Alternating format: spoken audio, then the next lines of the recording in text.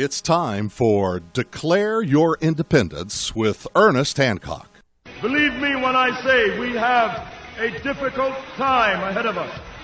But if we are to be prepared for it, we must first shed our fear of it. I stand here without fear because I remember that I am here not because of the path that lies before me, but because of the path that lies behind me. I remember that for 100 years we have fought these machines. And after a century of war, I remember that which matters most. We are still here! Tonight, let us make them remember we are not afraid!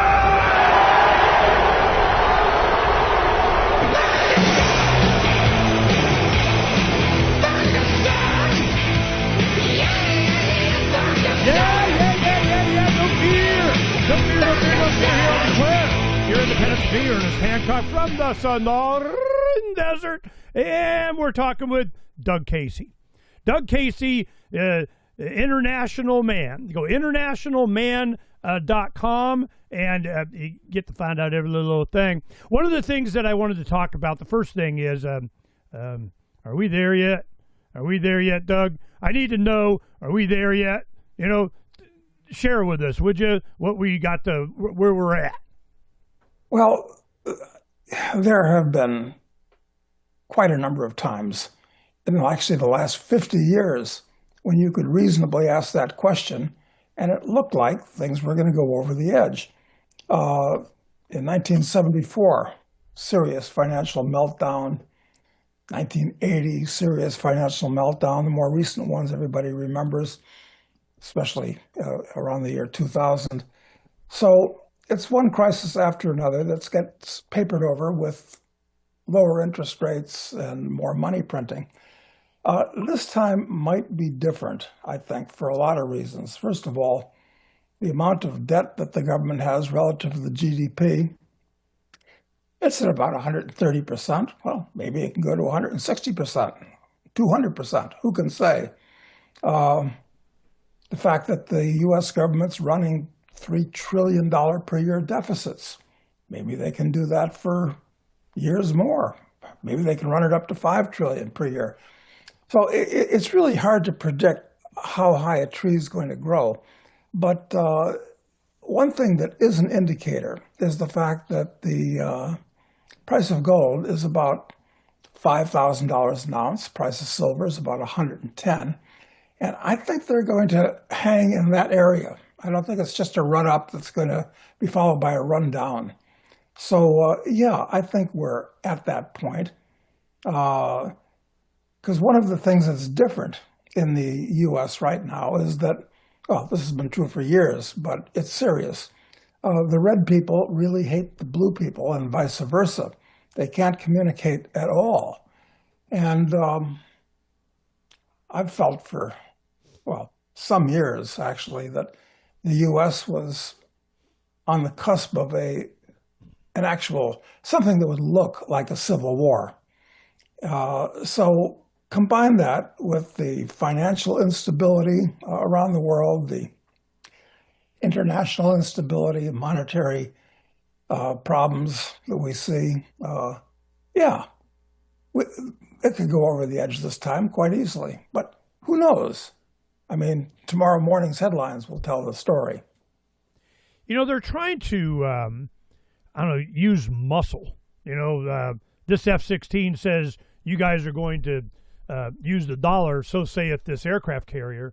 And we didn't have the competition, you know, before. Now we can get to where you can actually tokenize gold or silver or whatever. And you want blockchain transfer and make it easy of whatever, but it actually is backed by a commodity, something. And we have competition with the BRICS. You know, they keep downplaying this to where you got China's going, yeah, we're going to have, you know, depositories around the world on the continents where you can go trade in and actually get gold, a gold back the unit, they're calling it, and so on. That kind of stuff even starts to happen. The petrodollar is done. That was never going to happen. You couldn't. We got too many, Apache helicopters or whatever the hell it is that they're trying to bluster and BS everybody into, and Trump's real good at that. And the tariff thing, and so I don't see it. They always yank some crap out of their butt. I mean, the Federal Reserve, the SWIFT, the banking system, the Western democracy, but then that cracking with NATO and wars everywhere, and what they're going to do with Greenland, and Trump not going in with we need a nuclear war with Russia. I mean, there's so many things going on, and you always talked about Africa. Where Africa is going, where do you think? I think Africa is going to be the world's war zone. Hopefully the only major one, but that's discounting World War III between the U.S. and or Russia and China. But none of the countries in Africa are real countries. They're all artificial constructs where different ethnic and linguistic groups have been artificially put together and use the capital and the government as a means for pure theft. And they all have a socialistic philosophy and have been living off of foreign aid and stupid investments from Europe and the U.S. and more recently China.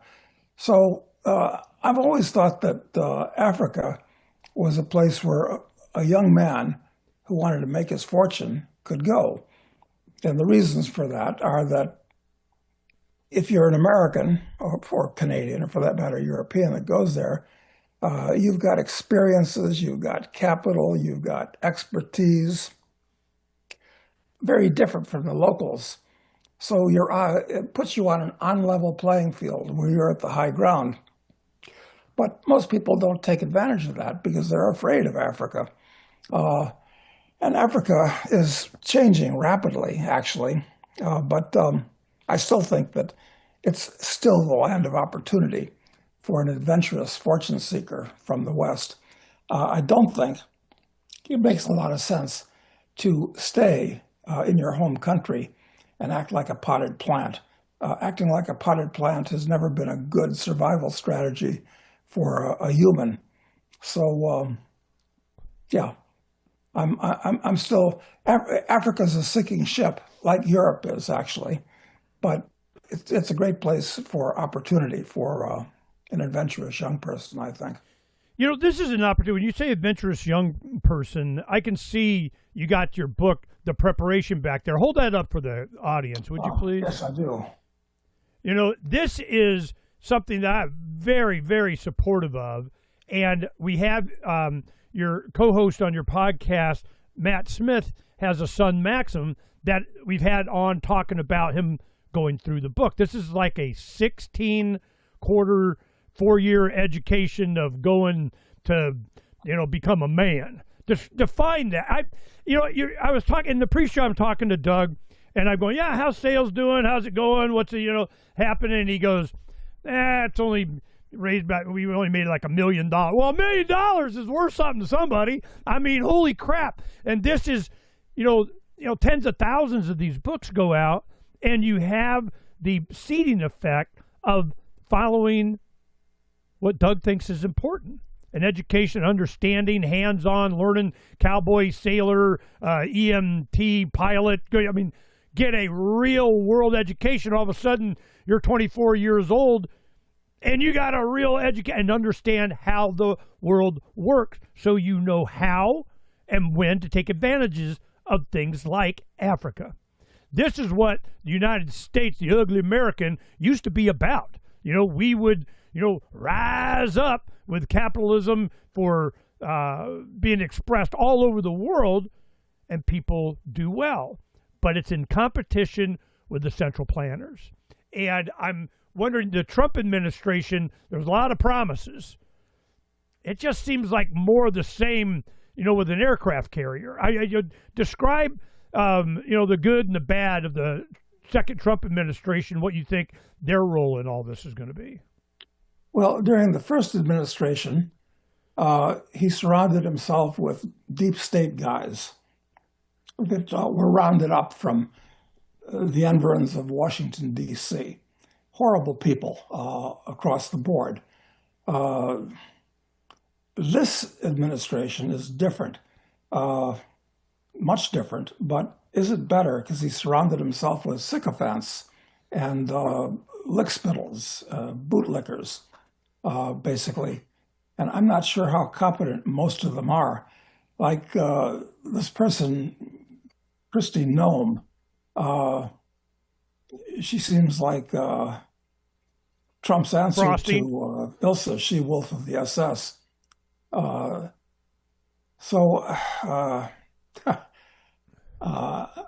don't think anybody in the Trump administration dares contradict what the Donald thinks or thinks he thinks or does. And that's dangerous because he has never had a moral center. He's never had a sound philosophical as anything. He's always been a fly by the seat of your pants kind of guy. Do what seems like a good idea at the time. He's not a strategic thinker. And I don't think this is going to end well. He's playing high stakes poker with dangerous people, and I think they're losing respect for him because they can see that the U.S. is actually a sinking ship with the gigantic amount of debt that the government's run up, and the rate it's running that debt up is increasing at this point. I think the economy is going downhill. Respect for the U.S. as a country and for the U.S. government is rapidly diminishing everywhere. Listen, I'm still of the opinion, Ernie, that we're in the early stages of what I call the Greater Depression. It's a period of time when most people's standard of living is going to drop significantly. So I think it's going to be stormy sailing from here on in. And the high gold and silver prices are an indicator of that. I think we've reached a new and high plateau with those things.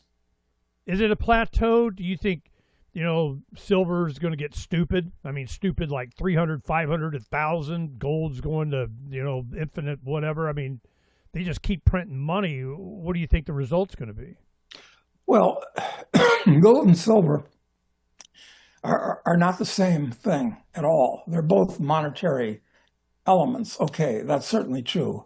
Historically, have both been used as money, but they're quite different because all of the gold that's ever been mined throughout history, best guess is around 7 billion ounces have been mined and are above ground in storage by somebody, mostly governments these days, because it's been governments, central banks that have driven gold up. It's not the public buying gold. It's been governments that have driven it to $5,000 an ounce. So all that gold is still there in inventory. Silver is very different. As late as the 1960s, the U.S. government alone owned 2 billion ounces of silver. And then it took all the silver out of the coinage. That's all gone. And for the last 5 years, there's been more use of silver than there's been new mined silver. So the world has been living out of silver inventories.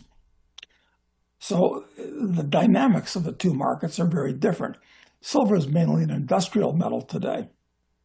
Why? Because of all the 92 naturally occurring elements, it's the most conductive of heat, the most conductive of electricity, and the most reflective of light. That makes it a high-tech element. These things gold is in second place in those characteristics, basically. And it's also the most inert of elements, which makes it also very important since it can't be easily corrupted. So, answer to the question, though, if the U.S. government was going to redeem each of the dollars that it's printed and credit substitutes with a fixed amount of gold from the about 265 million ounces that are in the treasury in Fort Knox, basically, it would probably take $25,000 per ounce gold. That's a guess. But But that's not the case with silver. Silver, the answer to the question, look, I've been a lifelong gold and silver bull, and they've treated me really well. I've used them as savings vehicles more than speculative vehicles in that time. So I think it's important everybody own a lot of physical gold and silver in their own possession and more outside of the political jurisdiction that you live. But are they going higher now is the question. The trouble is there's a bit of a mania right now.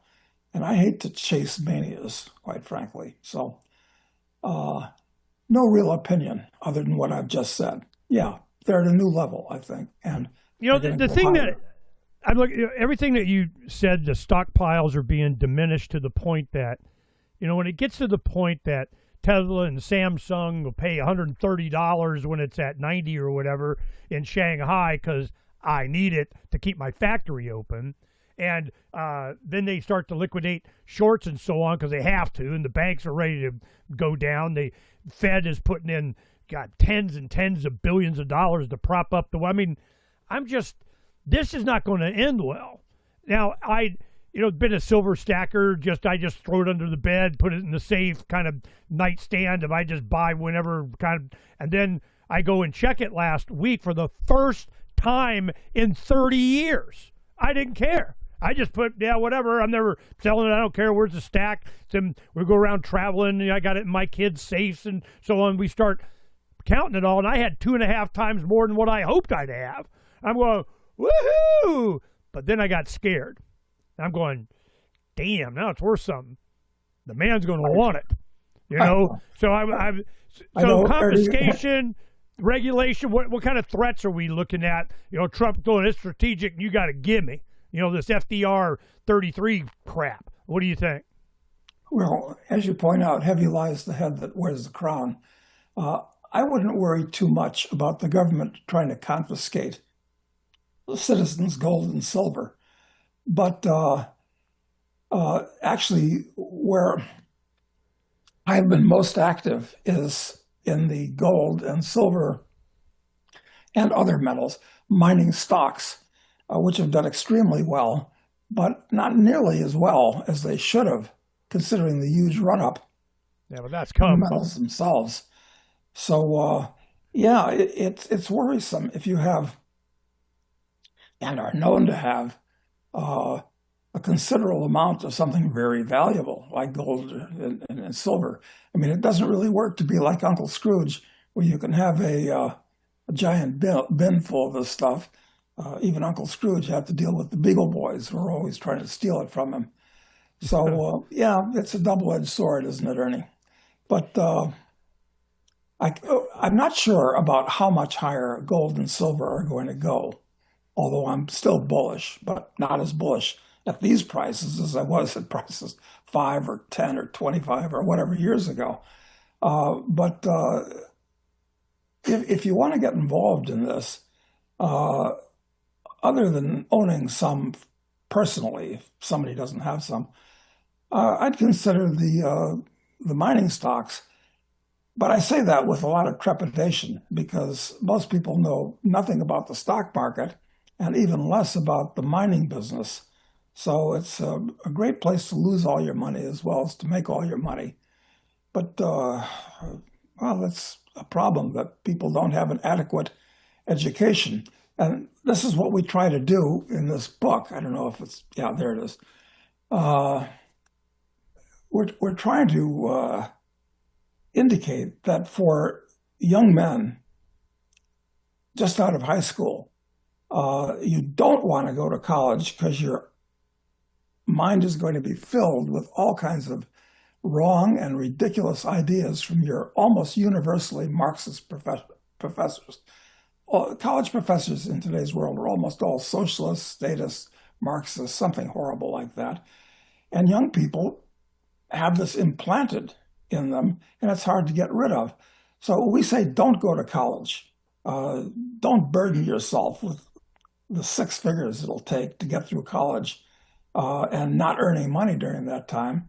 What we've laid out here, as you indicated, Ernie, is a plan over 16 quarters where you learn to do all the things hands-on that you mentioned, everything from being a cowboy to a builder to a welder to a first-grade chef. Like as we speak right now, my co-author, Matt's son, Maxim, is in Thailand taking a 3-month course in Muay Thai. So he'll be a skilled fighter, among other things. Man. So by the time you finish this preparation, you'll not only have learned everything that you should have learned in college, both science and humanities, but also a lot about the law and a lot about MBA type stuff. That's also part of this. But more important, perhaps, is learning to do things, practical things, over these 16 quarters, so that the world should be your oyster and you should be a Renaissance man. So everybody, whether you're a grandparent or a parent or a kid, should buy this book, and it shows you how to do it, where to go, what it costs, and what you can expect. So I think it's critical in today's world. Immediately, I got it for my grandsons, and I'm like, boop, I already know. Here we go. This is talking to Maxim. He's manned up. I mean, as a young man, he's only 19, 20 or something, but he's, a lot of experience. You're sailing around, the Falkland Islands, that'll man you up right there.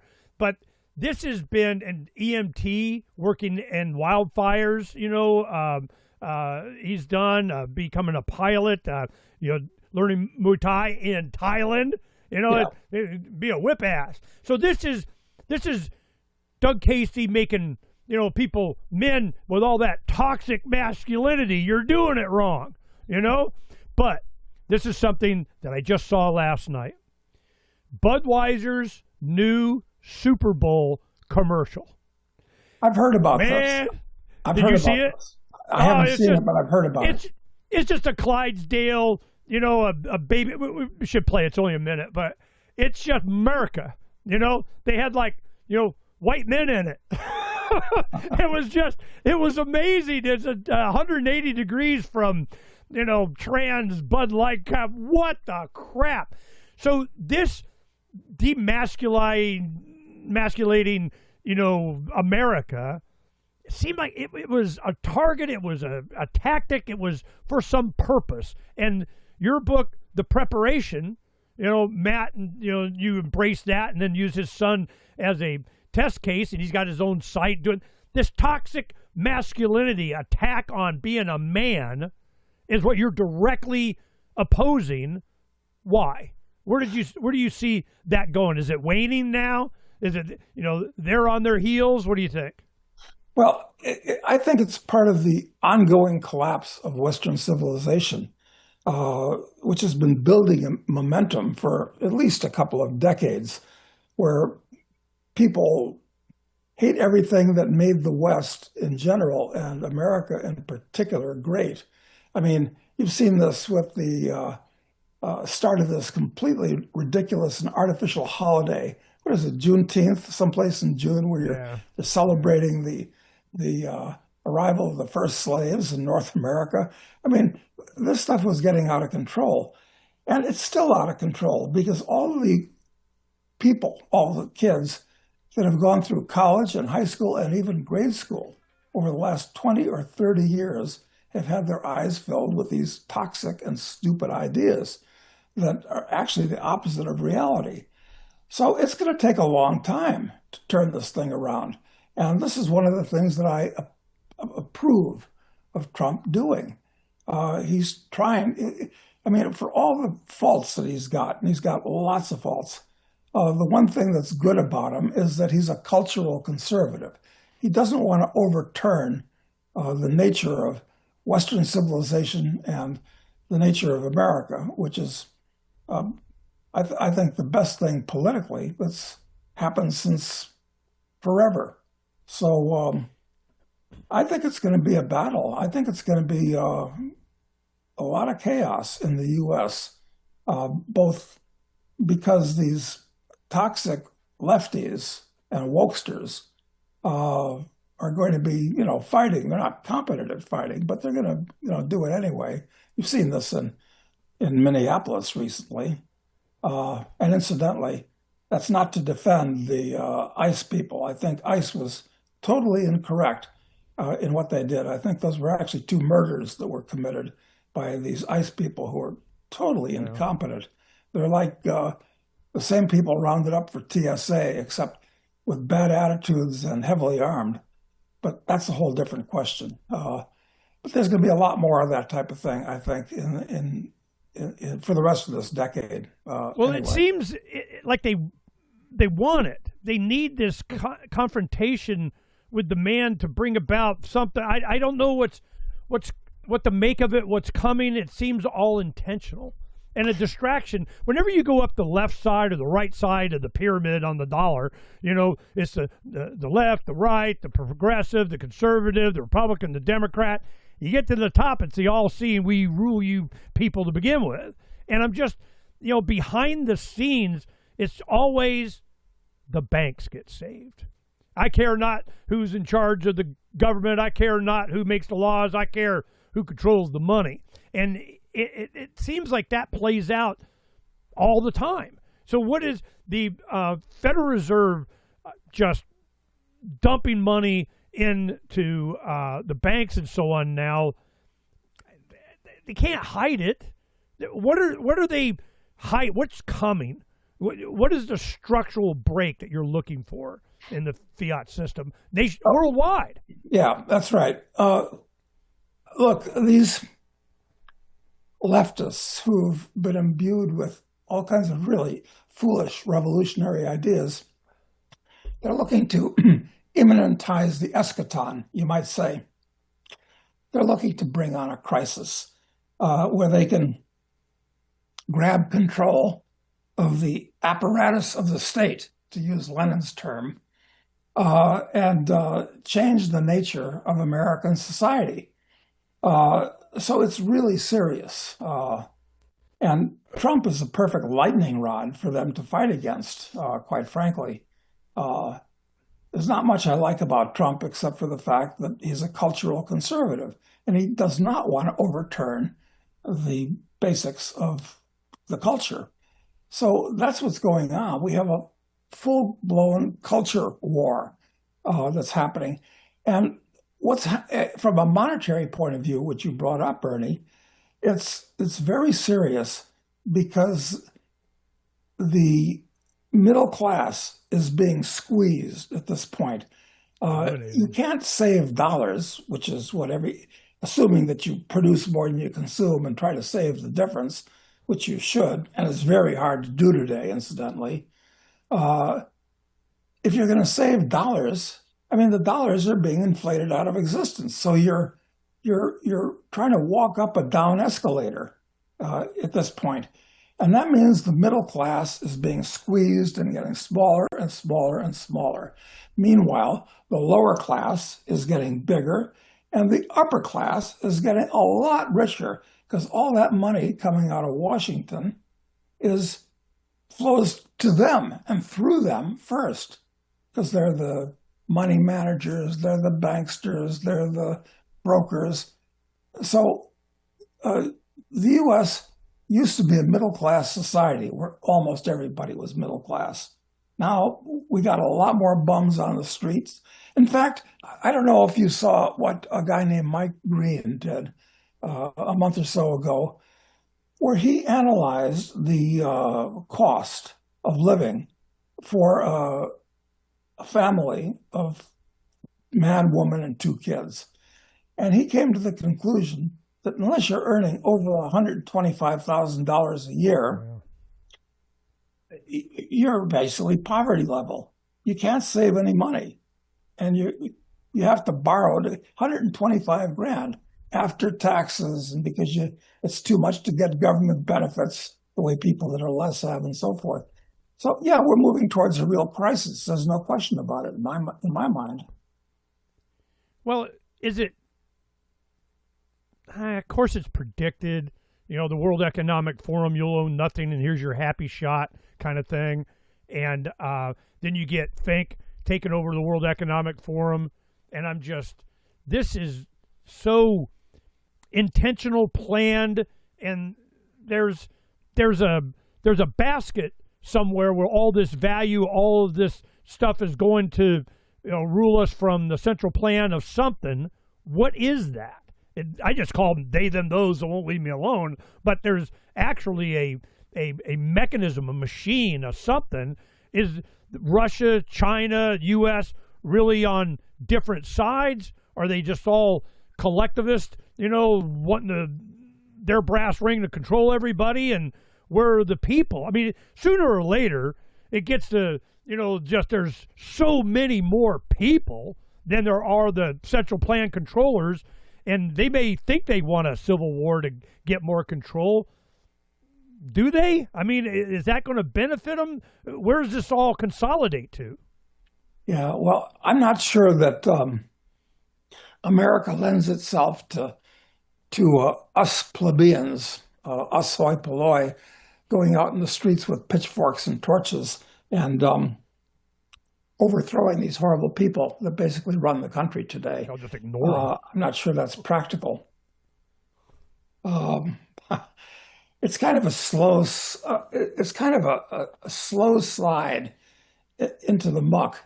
I mean, Europe is way ahead of us in that regard. I mean, the average European thinks that it's wonderful that the state provides everything for them. Everything. I mean, free everything, basically. You don't have to work in Europe if you don't want to. I guess and all the immigrants and Arabs they're importing will do all the work in their dreams. I don't know, Ernie. I mean, look, things have a life of their own, and there's not much we can do to change them. The reason that Matt and I wrote this book, I'll hold it up again, is not because you can make some money on books, because you can't make any money on books unless you're Stephen King or somebody like that. I mean, frankly, we did it because it's good karma. And I just feel it's the right thing to do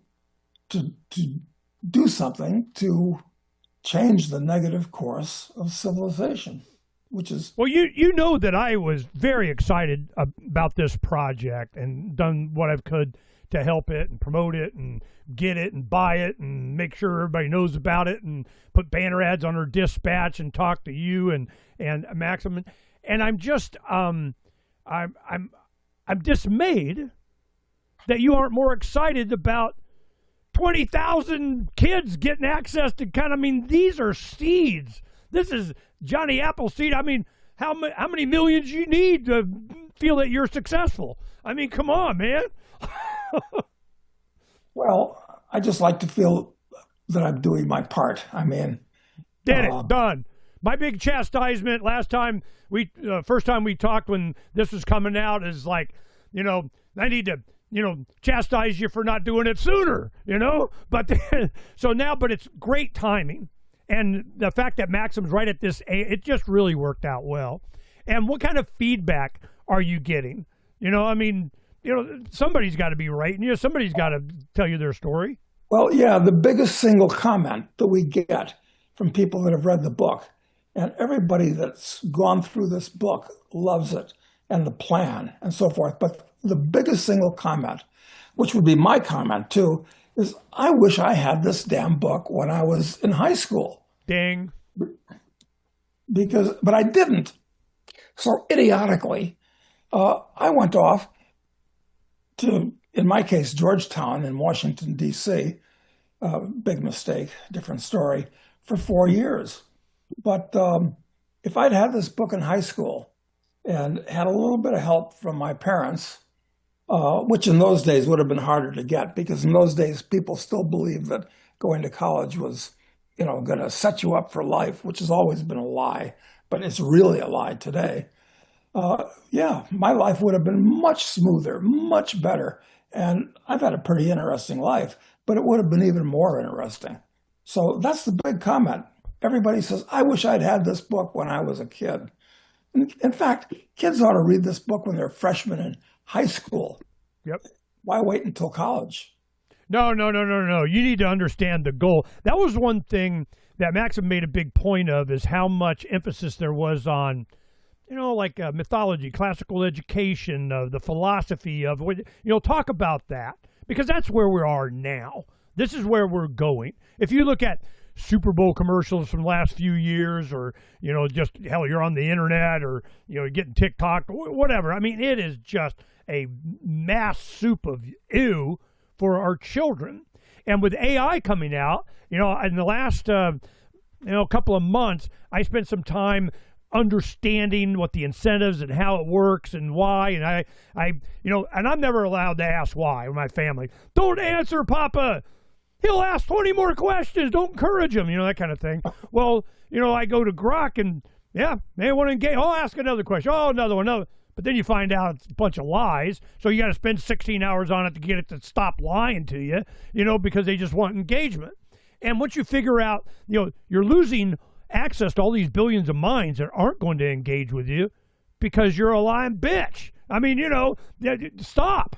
So then you kind of get some crack in it and, whatever. But this has been a mess out there for Generation Next. Even though my children are sensitive to it and they only get to, do their blue face on the weekend or limited time on the tablet, that kind of crap, they're still blue face. How much influence from this visual, hell, TV did it. And I remember in 2003 when I first started doing radio, there was a poll that had just come out that teenagers were spending more time on their computers than in front of the television. And I'm going, whoa, here we go. Well, then, of course, that's where the bad guys went and influenced you there. Hell, it made it easier. So then you get the preparation to kind of pull you away from that. What kind of warnings are there in there, or allocation of time to avoid that kind of influence in the book? Well, look, what we're trying to get young men to do is stay away from the trivial things that are basically time wasters, things that require only a short attention span, so that the classes that we recommend that you take in things like everything from physics, chemistry, astronomy, literature, classical history. These things aren't short attention span type things, but they're really interesting. And I find them really entertaining. And the problem with going to college today for young people, especially with AI, which you mentioned, is that in order to pass the exams or write the term papers or whatever, hey, you just naturally default to the easiest way out. And AI knows more than the average college kid does. So there's a huge temptation to have AI write everything for you, do everything for you. And if you can sneak your iPhone into class, have it answer the questions on the exam for you. So frankly, with the advent of AI, college has become less worthwhile than it ever was. It's just a fraud. And of course, the professors today tend to give everybody an A for fear of being accused of being a racist or a sexist or this or that.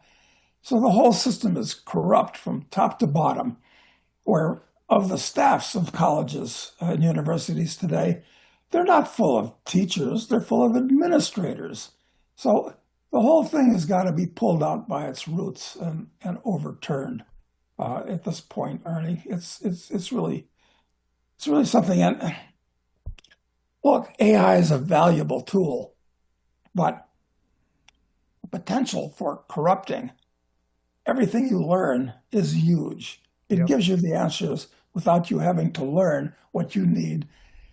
Hey, I'm just saying, take 4 years and get a proper education. And this is the way to do it, not by going to college, because AI is not going to give you a proper education.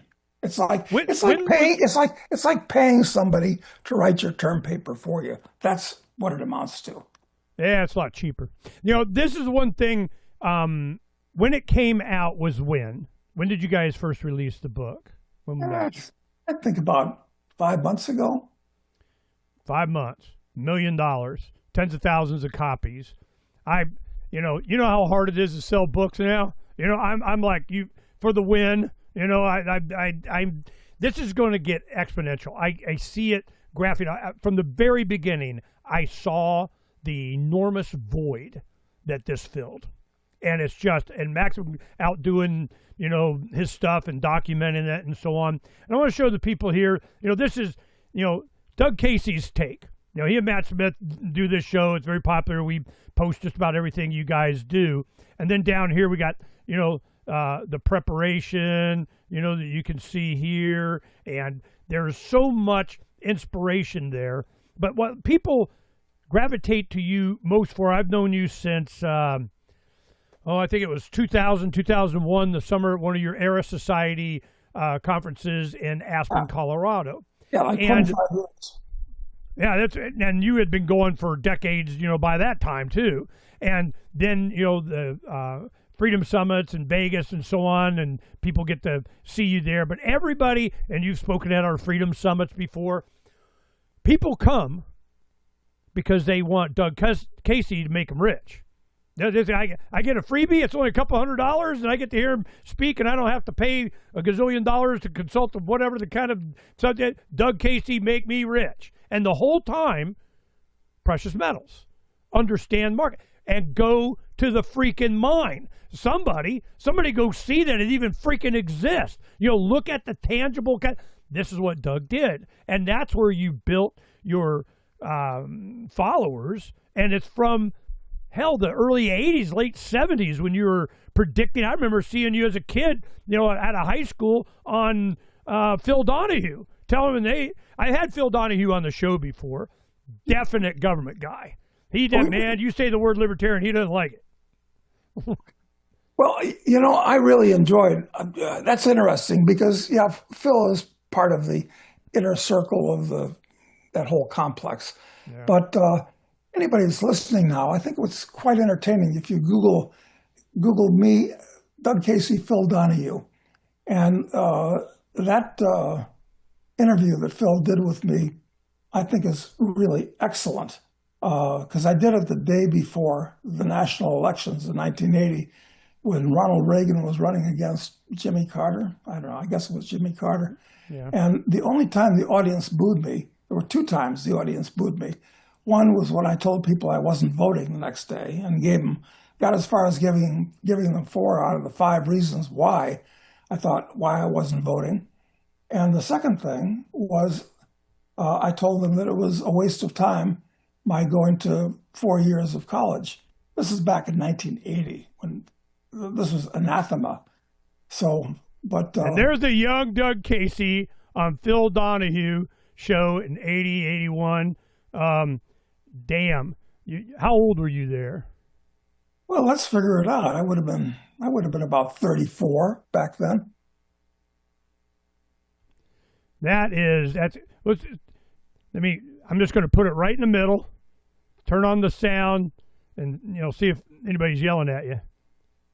Oh no, it's on Facebook thing, so I can't get it.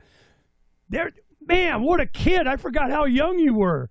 Holy crap! I was just a puppy, but I guess they're making him younger these days, aren't they? Because how old was Charlie Kirk when they bumped him off? 30, about 29, 30.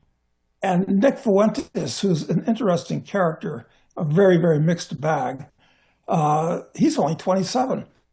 So people are living longer and they're starting earlier these days, it would seem. But, of course, Alexander the Great conquered the world when he was only 19. So maybe things haven't changed so much after all. Well, tell me you're familiar with Argentina. Where are you at now?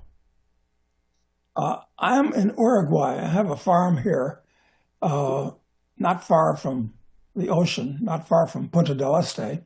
And that's where I am now. I like warm weather. I like good weather.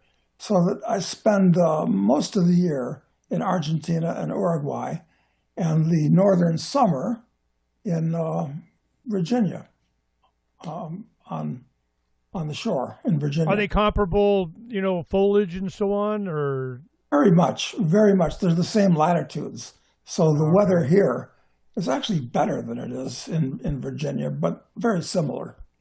Well, your familiarity with Argentina, in fact, you have, Javier Milei familiar with your work. They, somebody's handing them a book or whatever. How do you think that's going?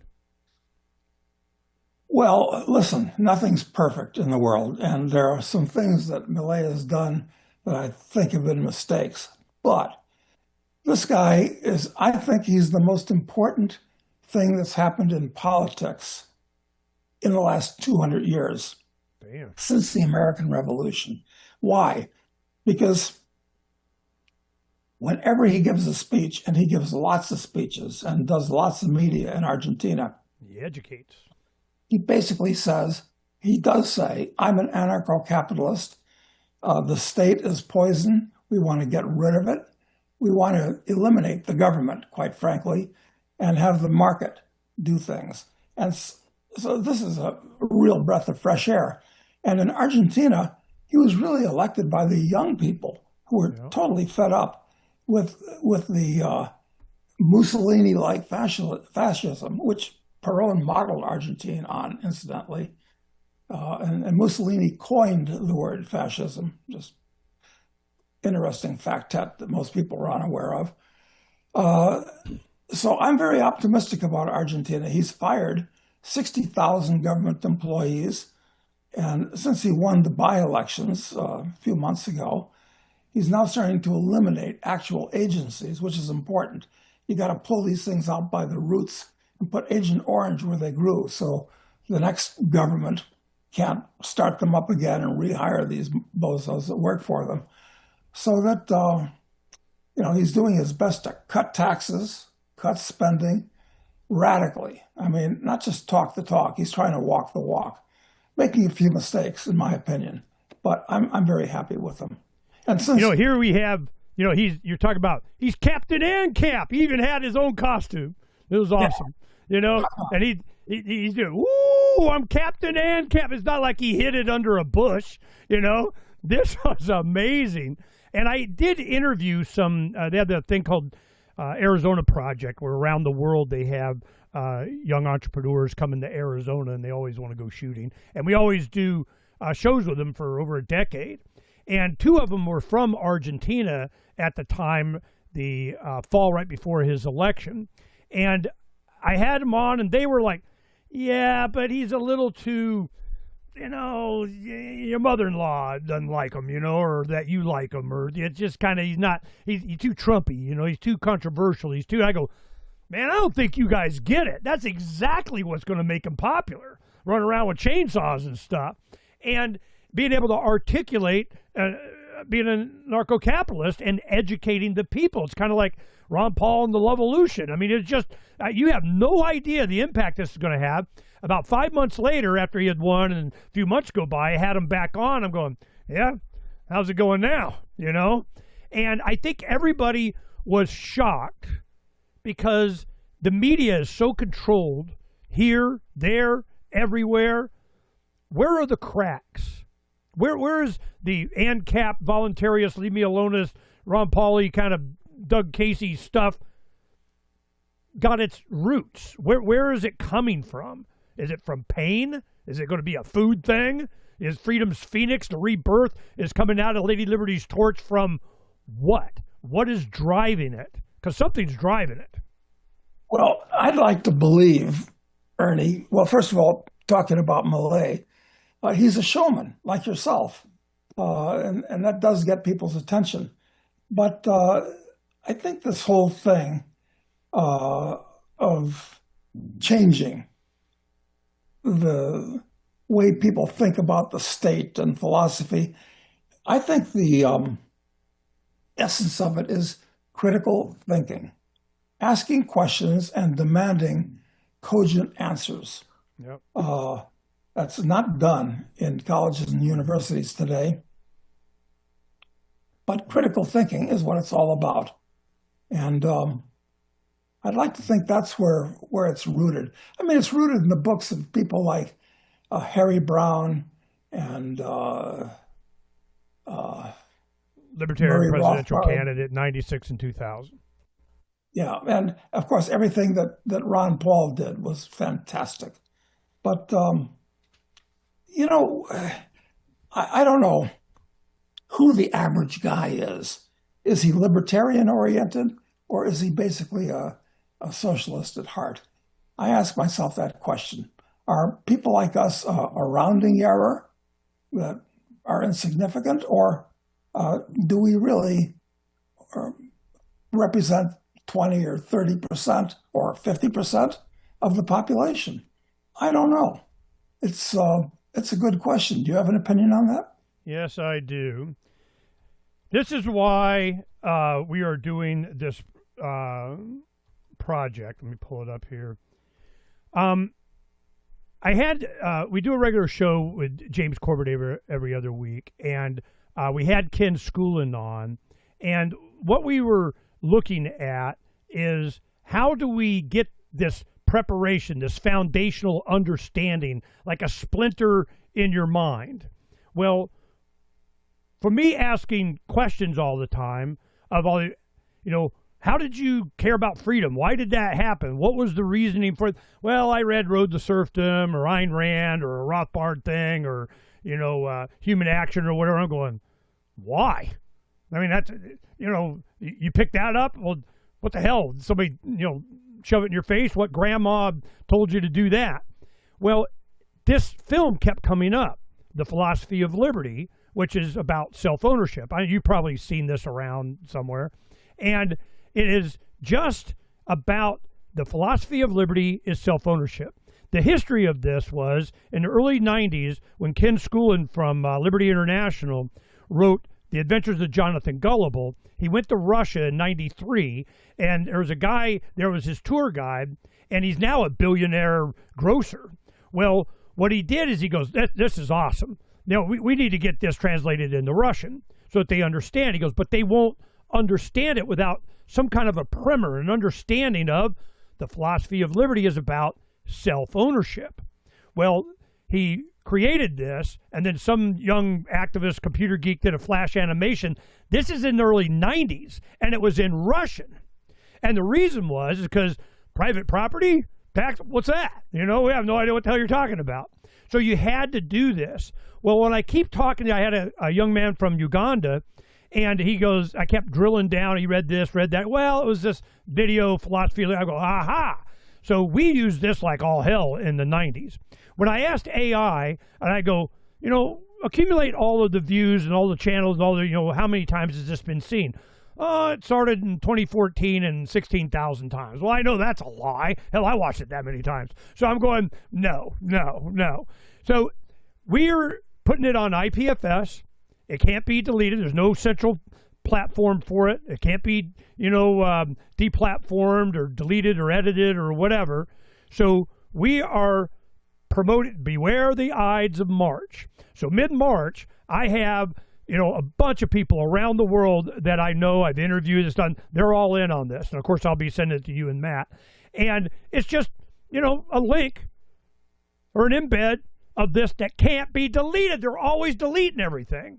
So that's why we're doing it. It is a street activist, Ron Paul Levolution, Love Bus Liberty Tour, no vaccine mandates, kind of whatever kind of street activism thing with the use of QR codes and printed material. We're going to the street. Well, this is the kind of activism that I do. Well, here we freaking go. Why? For exactly what you're talking about.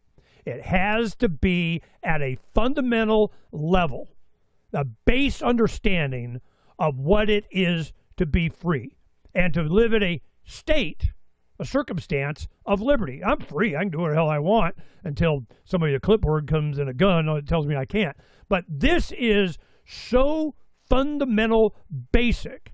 And we did this in Arab Spring. We had paid $1,000 for a guy in Moscow to translate it into Arabic because it wasn't in Arabic. And we dumped thousands of these on, like 4,000 of them on Tahrir Square in Egypt. And it just went stupid in their world. Ken School is like, what the hell did you do? Well, we're going to do it again. Here we go. And it's all for the foundational splinter in your mind things exactly what you're talking about. This is not, you're saying, I don't know, are they all collectivists? But I think my experience has been that most people are empathetic. They are compassionate. They have love. They want what's best for them and their family. Now, of course, government attracts all the sociopaths and psychopaths and whatever because they got a shiny badge and a lab coat. But most people, I think, if they understood that liberty is the most moral, it does support the most people, it is the most productive, it is the way to live your life. This is why we're doing this. Because I freaking can, just like with your book. Here we go. You in? You gonna help a little bit? I'm gonna send you a copy. You share it. Sling it around. In Uruguay just a little bit, will you? Huh? No, I'm running with you, Ernie. You're absolutely correct in everything you've said. I mean, I totally agree with you. Yes, I do. Which is why you're here. But the audience certainly, and everybody wants to go see Doug Casey, wherever it is, Freedom Fest. Half the people go to anything. It's double when you're there because they got, Doug, tell me, save me, help me. What is it that they're looking for? Security, retention of value, get rich. What is it that they need some Doug Casey? Well, look, I'm the wrong person to pretend to be a savior because, look, I don't like leadership positions. I don't like telling people what to do. I don't even like advising people, which might sound funny because I've written books and have a newsletter about this type of thing. But I'm pretty sheepish about it, to tell you the truth, because I'm of the opinion that everyone should be their own guru. And I don't like being a leader or a guru or that type of thing. It makes me uncomfortable. And as time goes on, I'm trying to avoid that more or less. More, actually. In fact, in today's world, it's increasingly dangerous to be the tall poppy and stick your head up there. I'm not even sure I want to do it anymore. Maybe that's a lack of courage on my part. I don't know, Ernie. But on the other hand, you got to fill those idle hours somehow. And this is, as I gotten older, my activism and so on. I'm 64 now, and I came across some. I'm always getting some horror story of corruption in government, a whistleblower or whatever. Just some stuff happened yesterday. In fact, I was communicating with Mark Victor yesterday on this, and Doug knows who Mark is. He's my partner in the Beer Summit and stuff. Good but guy. He and other attorneys and people I talk to about different things, and they're really backing off, just like the same sentiment that you have. As you get older, where do you put your energy? Well, it was useful to make them, I always get the bad guys to say it, son of a bitch, say it. Well, you challenge them, you run against them, you file lawsuits, you make a big deal, and you get people educated. Well, the internet and a lot of their options are there for that, but you're up against, they're just, lost interest in challenging. The best thing is like occupy the land. I'm not supporting the beast that's devouring me. I'm going over here. I'm stacking whatever. I'm getting things of value. I understand the principles. This too shall pass. All this that's coming. And then it's going to be around the heritage of what created America. It was a philosophy. It was a concept. It was an idea that you own yourself. You're not born a slave to some monarch or something. And then they try, well, it's a collective. It's the people's army. It's the people's this. It's the people's whatever. Hell, it is, So once we realize that, there's going to be a revolution between the ears. I don't know how kinetic it's going to get, how it'll manifest itself, but it seems to me they, them, those need it to be a civil war. They want, to sacrifice some protesters or whatever. They need the docs, the ICE gang. They're not going to do it, but they're going to help. And then they're finding out, just today, I'm finding out, and stories going up on Freedom's Phoenix this afternoon, is that, Mike Waltz's administration were leading the signal groups to coordinating of all the protests and docs and the ICE and go get them.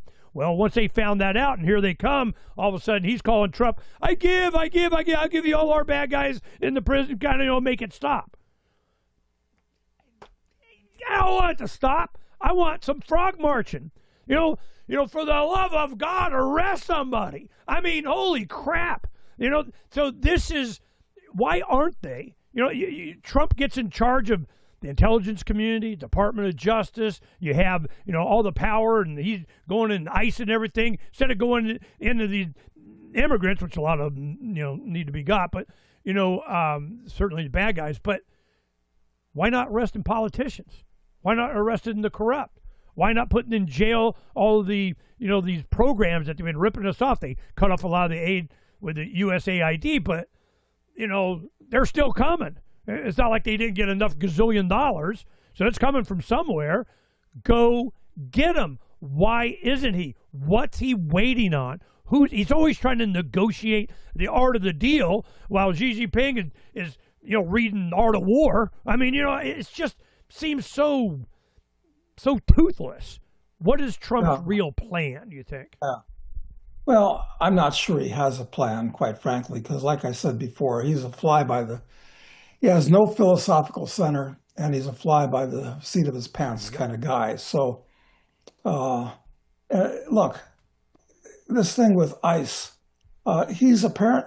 I don't know what the exact numbers are, but in the last year that he's been in office, I think he's about double the size of ICE.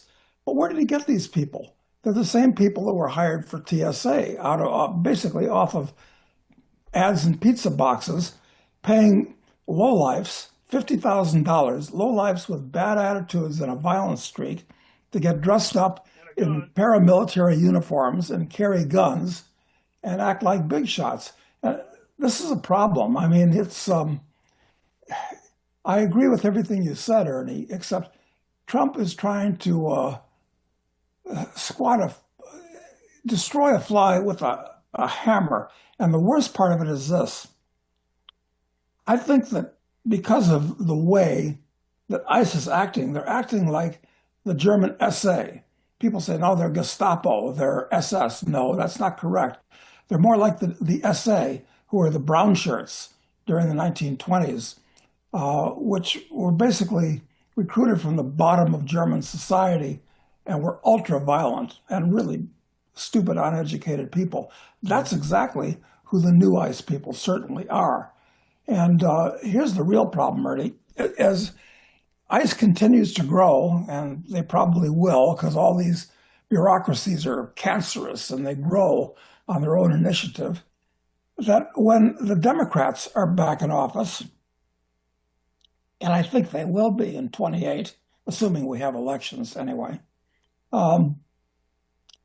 ICE is not going to go away. You're going to have this group of ill-intentioned, stupid, bad-tempered people in a paramilitary organization, and they'll still exist, and they'll be redirected. They'll be used like the SA. We've seen this in the 90s with it'll be Trump's fault. No, we've seen this with BATF. That was the same kind of thing. Same thing.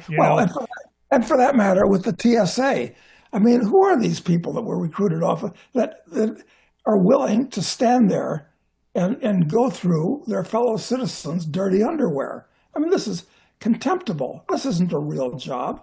It's not an honorable job, certainly, inspecting your fellow citizens, going through their baggage and underwear and stealing a lot of stuff when they can get away with it. But I always opt out, so I get a good feel. That too, right. But they're never going to be abolished, Ernie, because there's 70,000 of these lowlifes, and the government can't unemploy that many people. It'll look bad in the statistics. Same will be true of the new ICE. So cause for pessimism. I want to mention this. You mentioned brown shirts and how this does. And the brown shirts were like this. The protesters, it was just a muscle for, Adolf and the government or whatever. But after they took power, they were sacrificed. They were not supported. They were, everybody hated them. Oh, yeah, we hate them too. We're going to get rid of them kind of. They don't see that coming. They don't know history. They don't understand when they go, it's like BLM and Antifa and all that kind of stuff. Biden gets in and goes, okay, well, we got you here. Where's ours? Give me. I need some fraud. I need some whatever. And you start to, they don't get everything they want. Well, then they direct their attention to them. So in the end, whoever supports this collectivist, fascist, whatever the hell, they're going to be the first to be sacrificed. They're not going to get theirs. It's not for them. It's for the guys that were funding them going out. And what did they get? They get paid on an airline ticket to go and stay in a hostel with 200 of their closest anarchists and go out and cause mayhem. And that is their job. Well, do they got a job after, the collectivist takeover is done?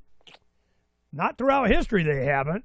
So this is kind of predictable what's coming. It's all going to depend on Americans waking up. Is that possible? And I've been going, it's a food thing. Sooner or later, food's going to be unobtainium or too expensive or whatever, and they don't have enough government cheese or EBT cards of inflation of whatever. Sooner or later, it's going to be a food thing. So we're planting and growing and, animal husbandry and out here on the land. And it's just to give you options. But the thing is, the vast majority of Americans, which is one reason why they attack the ranchers. They're going after rural food production. You're not allowed to have raw milk. Damn, Amish got a cow. I mean, that's what surprised Ron Paul when support of, raw milk, I don't give a crap. You free market, do what you want. And was surprised. I talked to him how much that was a thing. And people go, whoa, damn. Well, here we go. Do you think it's going to be a food thing? We're going to go into Mao territory? Well, anything's possible because the only thing I feel really reasonably competent predicting is chaos. But when you have a chaotic situation, exactly what it looks like is unpredictable. Because anything can happen in a chaotic situation. Another thing that I'm sure of, though, that makes me sure that chaos is in the future, is that government always draws the wrong kind of people. They draw busybodies, they draw rats, squealers, they draw people that want to boss around their fellow citizens. You get the worst kind of people automatically that work for government. I'm afraid one of the things that I'm unhappy about that Trump has failed to do is when Doge existed, there was real cause for optimism. They were firing a lot of these bed bugs and trying to abolish agencies. But Doge has gone away because at his heart, Trump is a statist too. He's a collectivist. He's a fascist, using the classical definition of fascist. In other words, somebody that believes that the marriage of the state and business that describes him perfectly. So not a lot of cause for optimism over the next 3 years. And beyond that, even less cause for optimism, because I think the bad guys are going to capture the apparatus of the state in 28, Ernie, and maybe even this coming November, the House and the Senate will go to the Democrats. And there's a difference. Really unstable thing then. Well, you got J.D. Vance getting, hands laid on by, Turning Point USA here in Arizona. Erica Kirk is literally wrapping arms and legs around J.D. Vance. And then you got Palantir, surveillance of everybody, everything, and they're a big J.D. Vance guy. And I remember in the 2016 election when President Trump won that, he cheated. He used Cambridge Analytica, Facebook data of internet, and did it more than we did, and it's not fair. He won. And now with Palantir, that's on steroids. I mean, they can craft a message down to each individual person of whatever to convince, make you afraid, greedy, whatever to get. They're going to do whatever those want. And I don't see a difference between JD or whoever the Democrats put up or what. And it's like they get what they want with JD, and the Democrats will put up the stupidest, like Harris, Walls, really? What the hell was that about? So I don't see what we're going to get offered. It's going to be, oh, thank God, we got JD as opposed to what's the freaking difference? They're not challenging the banks. Yeah, no, you're absolutely right. And listen, it's really disturbing, Ernie, that this election between Trump and this absolutely worthless bedbug Harris, it was actually pretty close. It wasn't like a landslide for Trump. It was actually pretty close, probably determined by who is cheating or who is trying to cheat best. But the fact that half the country, more or less, voted for Harris and Waltz is really disturbing and really scary.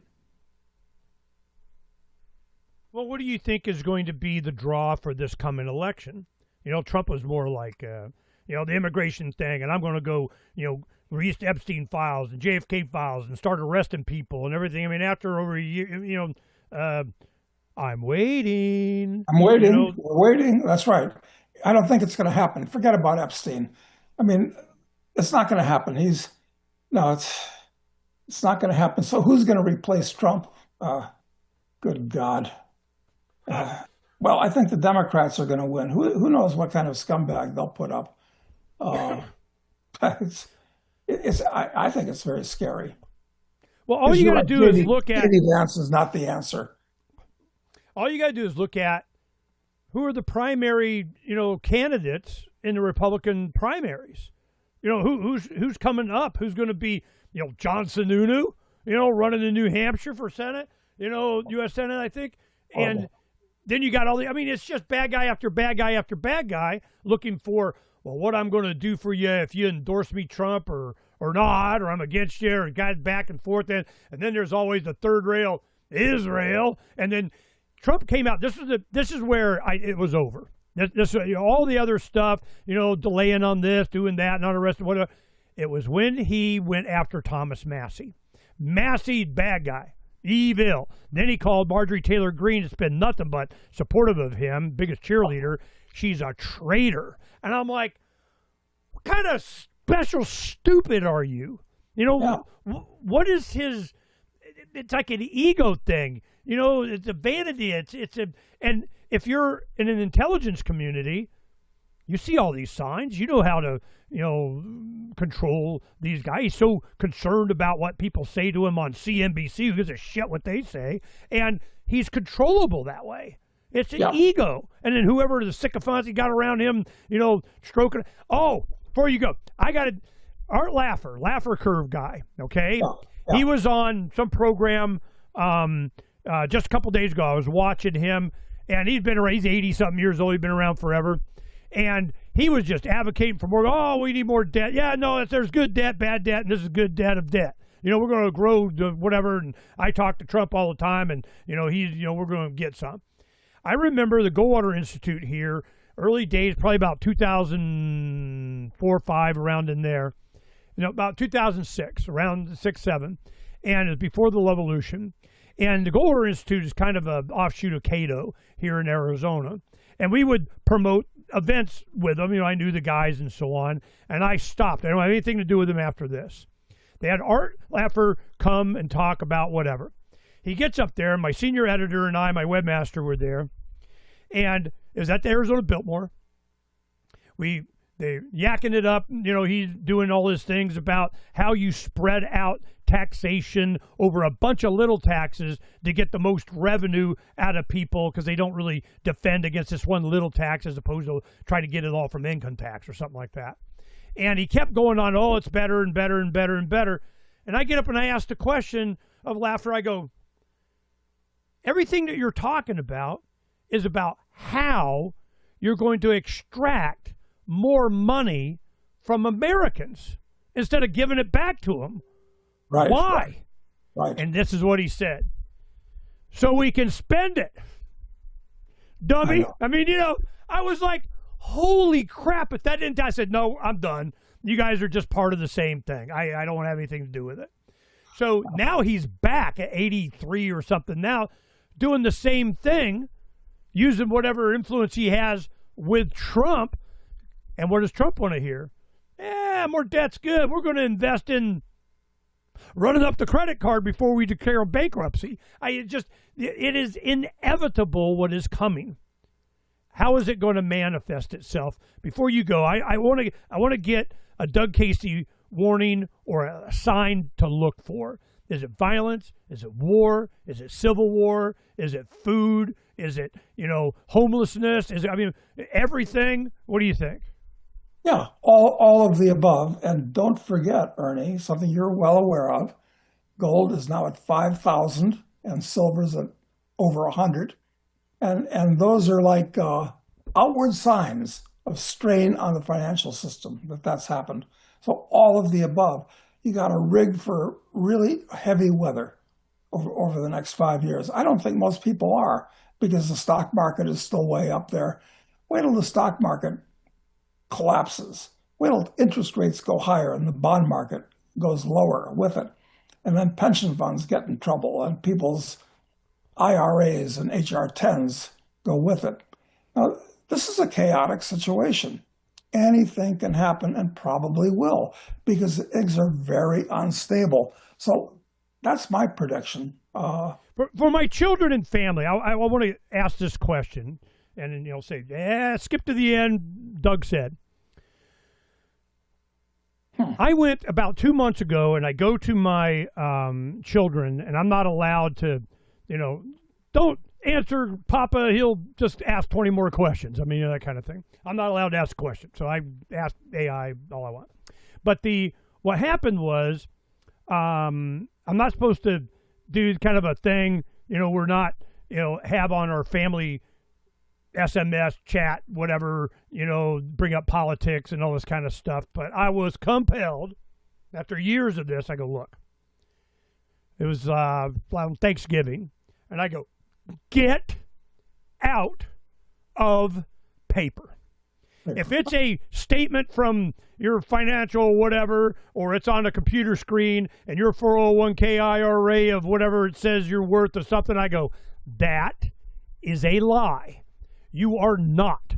Get out of paper, get into hard assets. Now, a few of them, like I gave, a bunch of silver to my daughters when they got married, and they kept that. And, one of my two sons, is really big in the crypto that he converted in, and now he's kind of a silver stacker. And the other one, paid off bills. And, so our family is going to be okay, better than most. But I gave that advice that they need to get out. I don't care what your 401k, you're matching from your employer of the whatever. That is going to be gone or greatly reduced. Take that out. Now, a lot of libertarian friends of mine, in the late 90s, we did that. Anybody, they were, a bunch of them making a bunch of money, supporting what we were doing, were working out the Palo Verde nuclear power plant. And I remember a few of them went and they said they cashed out of their stuff or took a big chunk of it, however they could get it out, took the tax hit for doing it, and bought precious metals because of the philosophical understanding of what was coming. That's when silver was, $4, $5, $6 or something. Gold was, a couple hundred, nothing.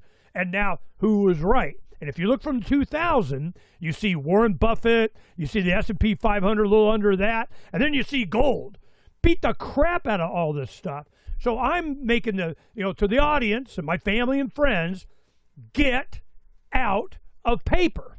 While you still can, how far off am I, Doug? Well, the problem is that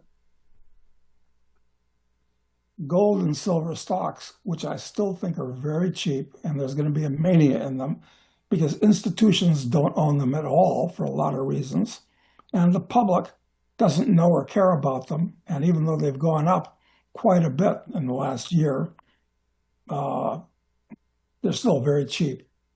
They're paper. So I think you're basically right, Ernie, and it scares me because the only thing that's really cheap in the world, are these mining stocks. Oil stocks, too, very cheap. But they're paper. So it's quite a problem, isn't it?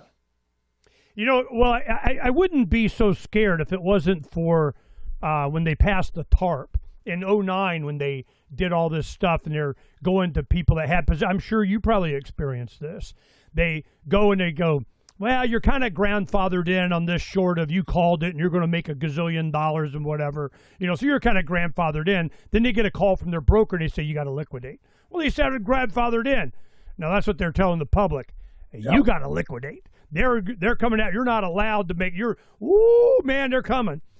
So I'm just going, when they have this kind of control and the threats and certainly large positions of you're doing it wrong and strategic minerals and all this other stuff, they got all kinds of stuff in their quiver, all kinds of arrows they're going to, come at. They're doing it now with margin calls. You go and you buy a contract on the COMEX, they come back, $25,000 to have a, 5,000 ounce position. Now it's 45,000, got it on you. I mean, it's just, they control it. They did it in 11 when they squashed silver, because we were doing silver dime cards. We were going up $4 a day kind of thing. It was $7 in a day on silver yesterday, and it's up like $4 and something today. It's just they don't play fair. You can't. It's I got desert and a tractor, man. Come find it. This is rare. So I'm not a paper guy. I don't trust them. Even with you're talking about the stocks and in mining and so on. I know a lot of people made a bunch of money on that. They're taking your advice. They're doing it. It's still paper. And for my family, I see the problem, Ernie, and you're quite correct. I mean, this is how the middle class is being ground between the millstones of taxation and regulation. And just like Lennon said, it's a real problem, what you're talking about. There's not many ways out. And buying gold and silver today, it's always been a good idea, but it's not like they're cheap anymore. So it's hard. It's harder than ever to give advice. So you're not feeling a guaranteed $200 silver or something like that, or $10,000 gold, or just kind of whatever they're gonna whatever. Quite possible, but I don't want to make that prediction because we're moving into a chaotic environment. Anything can happen, and probably will. Everything's very unstable. So, look, there's an old French saying. It's sauve qui peut, let he who can save himself, and that's what people should have put themselves in a position to do. But there's a lot of people that haven't. They've been goofing off and buying consumer goods and failing to educate themselves. And I feel very sorry for them. But I don't know what I can do to help them. And giving advice to people at this point, look, if I give a piece of advice at this stage and it's correct advice, people will think they're geniuses for having followed it. But if I'm wrong, people will think I'm an idiot for having given it. So, I'm very loath to advise anybody other than what I've said so far. Okay, this is what we share a friend, Peter. You know who I'm talking about, probably. And years ago, I was talking to him. He's a wealthy guy, and there's always advice. Well, this stock and this, but I'm not one. It's paper, and you got to know. And it didn't make any sense. The fundamentals didn't apply. It was more insider information of somebody and kind of policy of screw that. So I took whatever advance it because I made some, and I go and I use it for some freedom thing, and got out. But I said, what it is your anticipation of what's going to happen? And he said this. He goes, all you have to do is ask yourself the question, will the government ever stop spending and going into more debt? That's it. That's all I need to know. I'm a silver stacker now. That's why I did it. It had some before that, but all you got to do is ask the question, is the government ever going to stop spending? And what's coming up now? There's a budget negotiation going on right now. Right now. Are they going to extend? They're going to, extend and pretend again? They're going to drag it out? They're going to, don't care. Doesn't matter. Get out of paper. They're not going to stop. They're not going to pay it off. They're going to inflate it away. Whatever those are going to do, it's not for your benefit. Right. They're raping you. The middle class. Why? Because that's where the money is. Why do you rob the bank? Because that's where the money is. Why are you going after the middle class in America? Because that's where the money is. And now it's not yours no more. Then they buy up all the houses. Everything that's going on is so predictable when you know who and what is in charge. Could it be Satan? Well, they're Satanist. Yeah, I got that. Statenist.com. I got that. I was talking to Karen Katowski one time, and I go, they're Statenist. That's a good domain to get. Well, look, the bottom line on this, all you need to know about politics is the state itself. The state itself, not anybody, is poisonous. The institution is poisonous and purely destructive. Yep.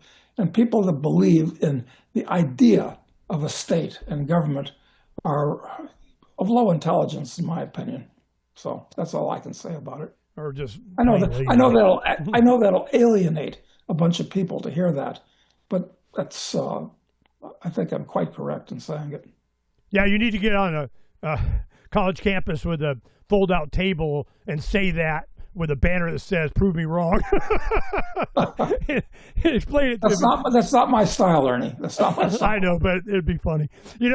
Thanks for coming on again, Doug. It's great to check in with you and say I'm glad the book, by my standards, a freedom-oriented, change the planet, book that's sold tens of thousands of copies and made $1 million. I'm like, that's for the win. I don't know what the hell you want. Of course, they buy.